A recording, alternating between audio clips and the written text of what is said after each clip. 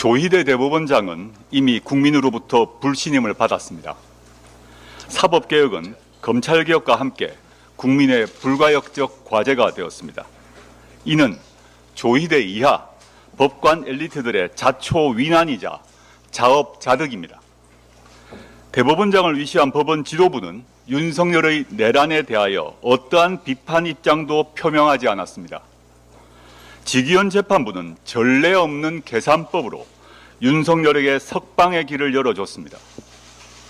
대법원은 대선이 진행 중인 상황에서 이재명 대선 후보를 제거하기 위한 시도를 감행했습니다. 지기현 재판부는 윤석열의 1심 구속 만기 석방을 바라는 듯 재판을 천천히 진행하고 있습니다. 이런 이유로 사법부가 국민적 불신과 분노, 개혁 요구에 직면하게 된 것입니다. 그런데 법원은 여전히 반성하지 않고 있습니다. 오히려 지난 12일 전국 법원장들이 모여 국회의 사법개혁을 사법부 독립을 내세우며 반대했습니다. 양심이 있다면 과거를 돌아보기 바랍니다. 법원은 윤석열 검찰총장 시절 판사 사찰에 대해서 입도 뻥긋하지 않았습니다. 전국 법관 대표회의에서 판사 사찰 안건을 부결시키기까지 했습니다. 사법부의 독립은 법원의 과오를 숨기기 위한 가치가 아닙니다. 곽상도 아들의 퇴직금 50억 수령이 무죄라고 선고해놓고 비판으로부터 자유로울 보호장치가 아닙니다. 나경원 등의 국회 패스트트랙 방해행위 1심 재판을 6년이나 끌고도 비판받지 않을 특권을 주는 방패가 아닙니다.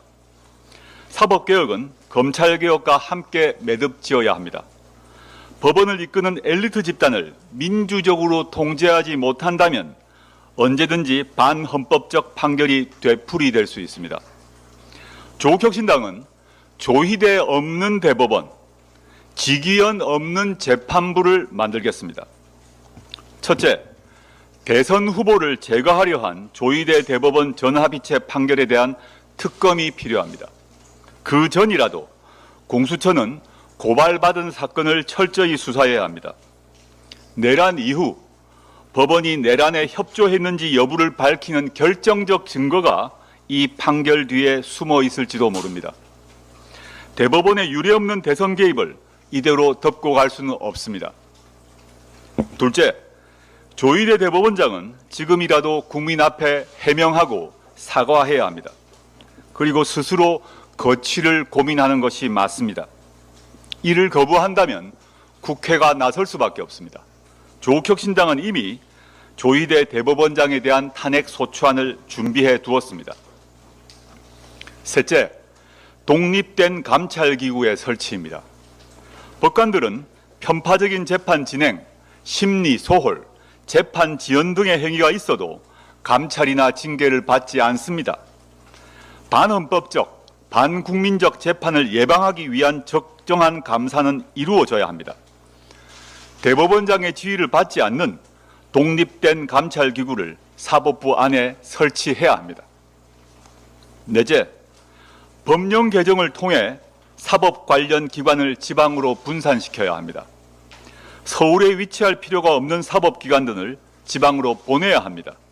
실효적인 지방 분권 방안이자 권력 분권 방안입니다. 예컨대 대법원을 전주에 보내지 않을 이유가 없고 헌법재판소를 광주에 보내지 않을 이유가 없습니다. 대검찰청을 대구에 보내지 않을 이유가 없고 감사원을 경남이나 강원도에 안 보낼 이유가 없습니다. 앞으로 끝까지 간다 특위를 더욱 활성화해서 망치선 역할을 하겠습니다. 조국혁신당은 검찰개혁과 사법개혁을 향한 망치질을 끝까지 해 나가겠습니다. 감사합니다.